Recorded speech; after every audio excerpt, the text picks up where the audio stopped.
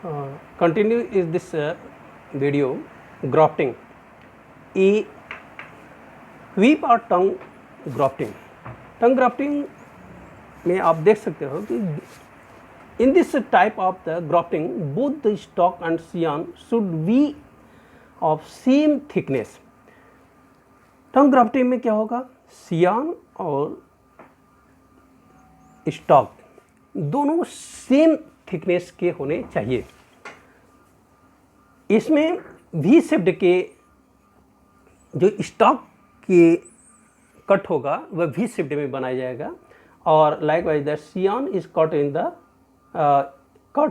Made in the stock. ये V shaped cut करके हम स्टॉक पार्ट में इसको सियान को क्या करेंगे, ज्वाइन करा देते हैं. ज्वाइन कराने के बाद पूरी तरह से इसको थ्रेड से हम बांध देते हैं. बांधने के बाद कुछ समय के बाद देखेंगे कि उसमें से जो सियान पार्ट है, सियान पार्ट से बट निकलना स्टार्ट हो जाता है. जैसे डायग्राम में आप देख सकते हो स्टॉक, ये स्टॉक पार्ट एंड सियान पार्ट, स्टॉक पार्ट एंड सियान पार्ट. तो सियान पार्ट से बड निकलना स्टार्ट होगा तो बड सियान पार्ट का जो सियान पार्ट एंड जो स्टॉक पार्ट है, स्टॉक पार्ट को वी शेप्ड में कट करते हैं और इसी तरह से दोनों को आपस में ज्वाइन करके थ्रेड के द्वारा बांध दिया जाता है. कुछ दिनों के बाद बड निकलना स्टार्ट होगा और बड जैसे ही निकलना स्टार्ट होता है वह न्यू ब्रांच के रूप में डेवलप करता जाता है और न्यू प्लांट जर्मिनेट कर जाता है. इस तरह से हम नए वैरायटी के प्लांट को ग्रो करा सकते हैं. नेक्स्ट है वेज ग्राफ्टिंग. वेज ग्राफ्टिंग में देखेंगे कि यह भी एक स्पेशल टाइप्स के मेथड है वेजिटेटिव प्रोपेगेशन के, आर्टिफिशियल वेजिटेटिव प्रोपेगेशन के. In this method also stock as well as the scion और ऑफ द सेम थिकनेस. इस मेथड में भी सियान और स्टॉक की थिकनेस सेम होनी चाहिए और stock is cut off the shape of V shaped. Stock का जो कट कैसा होगा, वी शेप्ड में होगा, जबकि सियान का कट कैसा होगा, वेज शेप्ड में होगा. और वेज शेप्ड और वी शेप्ड दोनों आपस में आकर के ज्वाइंट हो जाते हैं. ज्वाइंट होने के बाद उससे जैसे ज्वाइंट होंगे और थ्रेड के द्वारा हम उसको बांधते हैं, टाइटली बांध देते हैं और कुछ दिनों के बाद सियान पार्ट से बड निकलना स्टार्ट हो जाता है और सियान और स्टॉक के जो कैम्बियम होते हैं आपस में ज्वाइंट हो जाते हैं. न्यू प्लांट ग्रो कर जाता है, डेवलप हो जाता है. नेक्स्ट है क्राउन ग्राफ्टिंग. अब क्राउन में होता है ताज, जैसे होता है ना ताज मुकुट से पहनते हैं अपने सिर के ऊपर. तो चारों तरफ से हम एक जो स्टॉक पार्ट होता है, स्टॉक पार्ट की थिक मोटाई सियान पार्ट से ज़्यादा होनी चाहिए. इस मेथड में क्या होता है, क्राउन पार्ट में सियान जो स्टॉक पार्ट है, स्टॉक स्टेम पार्ट है, जो बेस होता है, उसकी मोटाई कंपेयर टू द सियान से अधिक होनी चाहिए. ठीक है. और इसके चारों तरफ हम उसके बार्ग को क्या करते हैं, कट कर देते हैं और कट करने के बाद सियान को हम पूरी तरह से इस शेप में, वेज शेप में कट करते हैं और पूरी तरह से चारों तरफ हम दो से अधिक सियान को अटैच कर सकते हैं स्टॉक पार्ट में.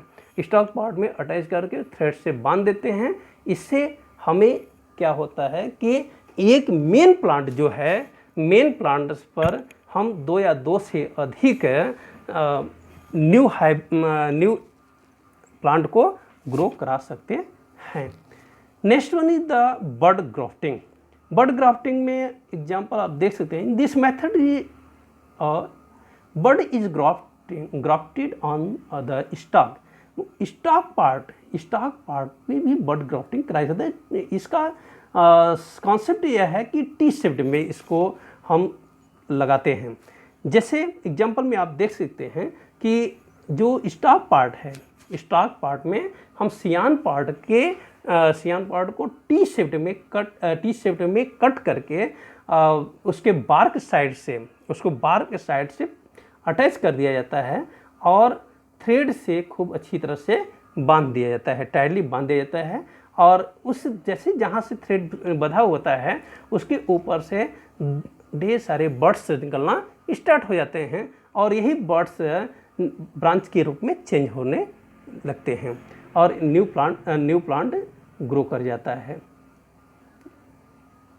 Next one is the sexual reproduction. Sexual reproduction in angiosperm, sexual reproduction take place through flowers. आप जानते हो कि जो सेक्सुअल रिप्रोडक्शन का मेन पार्ट होता है, किसी प्लांट का मेन पार्ट होता है फ्लावर होता है, और flower is modified suit with limited growth है। हम कह सकते हैं कि फ्लावर क्या होता है, फ्लावर एक सूट का मॉडिफाइड रूप होता है, सूट का मॉडिफाइड। रूट एंड सूट तो आप जानते ही हो कि रूट सॉइल के अंदर, सूट अपर पार्ट। तो सूट का मॉडिफाइड फॉर्म क्या होता है, फ्लावर होता है। वो लिमिटेड ग्रोथ होता है। जब किसी प्लांट का लिमिट ग्रोथ का एक लिमिट रेंज तक बढ़ता रहता है, आफ्टर सम टाइम्स, कुछ दिनों के बाद वह shoot is modified into the flower. Clear? Flower is borne on the stock stalk known as a pedicel. ध्यान से समझिए कि जो फ्लावर का जो नीचे का पार्ट होता है उसे पेडिस्टल कहते हैं।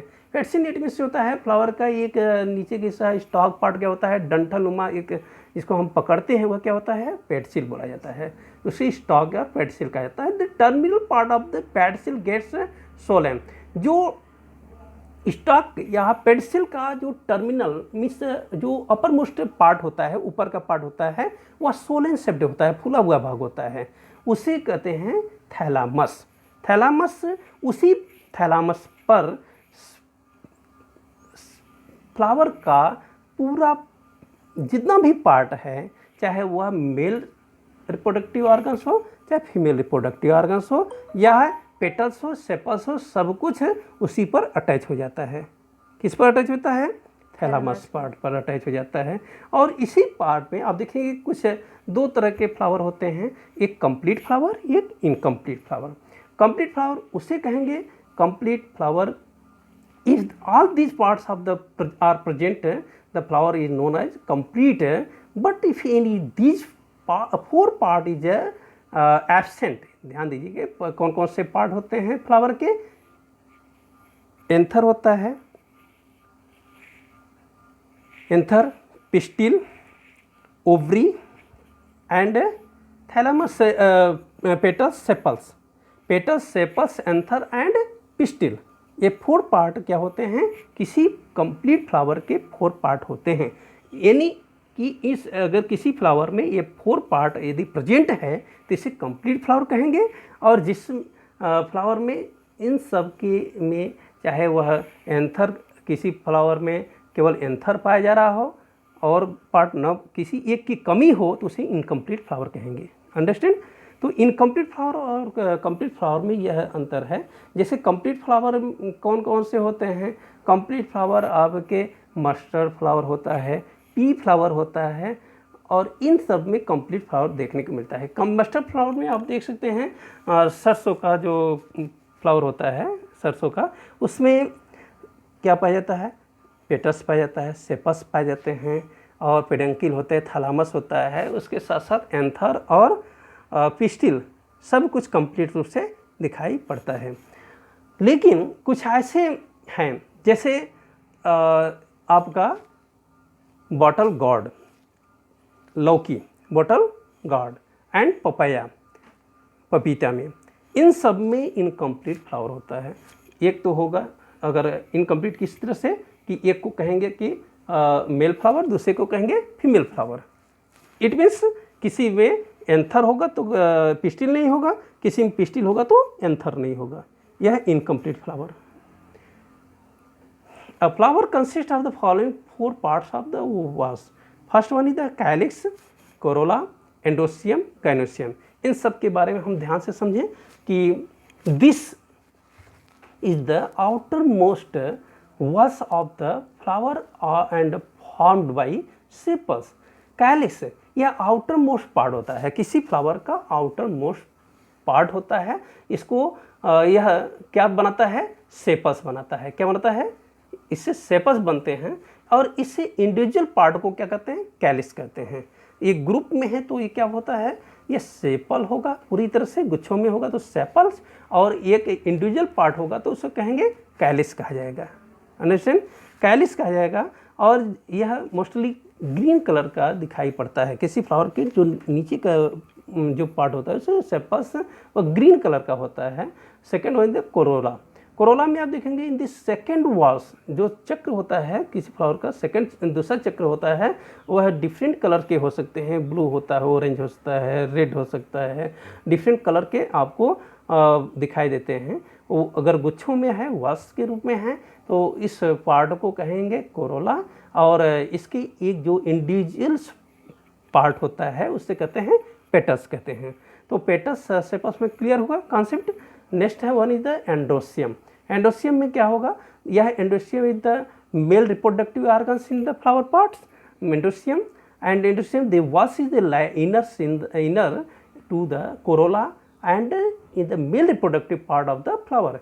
यह male reproductive part of the flower होता है और कोरोला के अंदर होता है। क्या होता है, कोरोला के अंदर, क्योंकि कोरोला बाहर होता है। कोरोला मीन्स पेटल्स पार्ट बाहर से घिरा होता है और अंदर की तरफ क्या होता है, वह एंडोसियम होता है।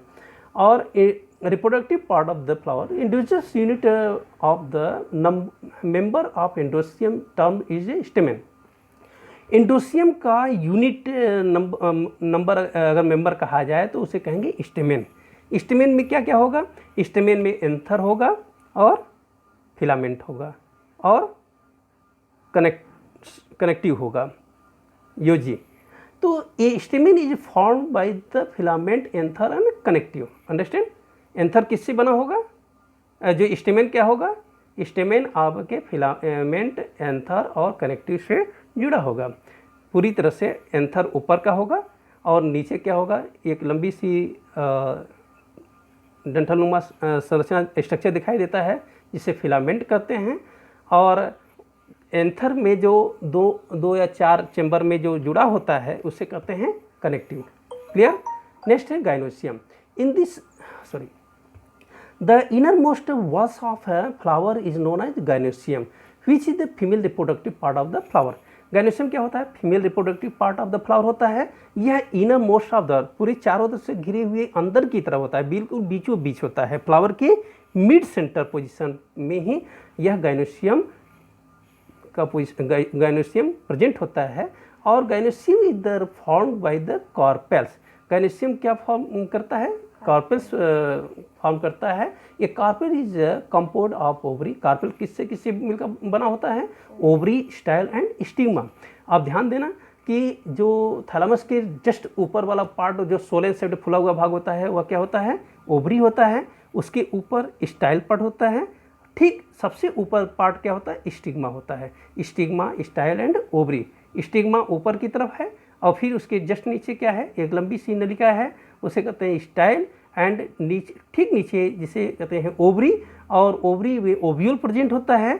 ओव्यूल से क्या फॉर्म होता है, सीड फॉर्म करता है।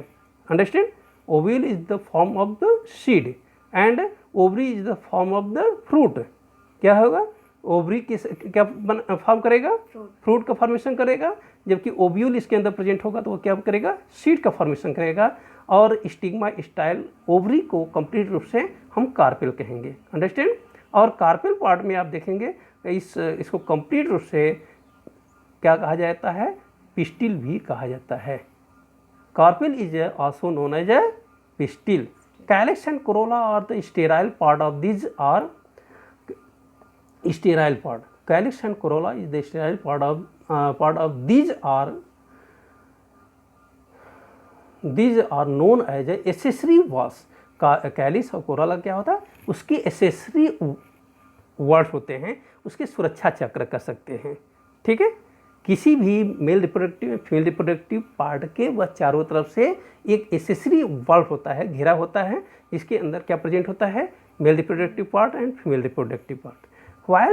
while androecium and gynoecium directly take part of the reproduction, जबकि आप देखोगे एंडोसियम एंड गाइनोसियम सीधी क्या करता है, रिप्रोडक्शन में रोल प्ले करता है। therefore these are known as essential reproductive walls, इसलिए यह क्या होता है, essential reproductive walls इसे कहा जाता है। आप समझ सकते हैं कि आफ्टर मैच्योरेशन या कह सकते हैं कि जैसे ही पूरी तरह से इसका पॉलिनेशन कंप्लीट हो जाता है, मेल रिप्रोडक्टिव और फीमेल रिप्रोडक्टिव का रिप्रोडक्शन कंप्लीट होने के बाद यह इसके जो भी पेटल्स एंड सेपल्स होते हैं, पेटल्स पार्ट क्या होते हैं, सूखने लगते हैं या गिर जाते हैं, और उसी के बाद फ्रूट डेवलप हो जाते हैं। ओवरी से फ्रूट डेवलप होगा और फ्रूट के अंदर सीड फॉर्म करता है। ठीक है, प्रेजेंट इस तरह से दिखाई पड़ता है।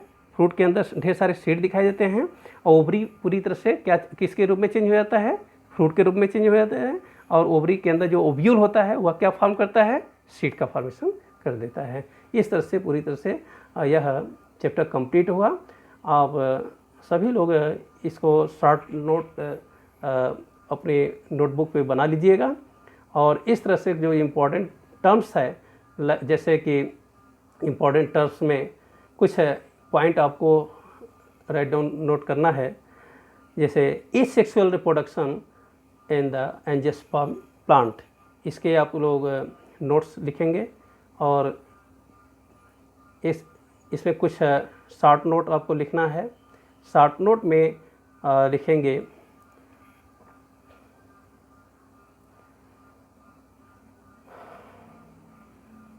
शॉर्ट नोट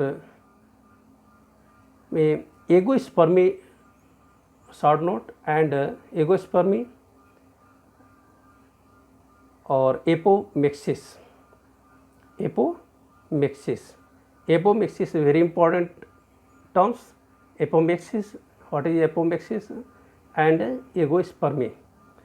एगोस्पर्मी कंप्लीट रूप से एसेक्सुअल रिप्रोडक्शन पर फोकस करेंगे विद डायग्राम्स, और इसके examples right down examples, mount layerings, air layerings, गुट्टी concept, wedge grafting important, and last one is the complete chapter, and next chapters we will discuss about next chapters tomorrow. It's okay, thanks.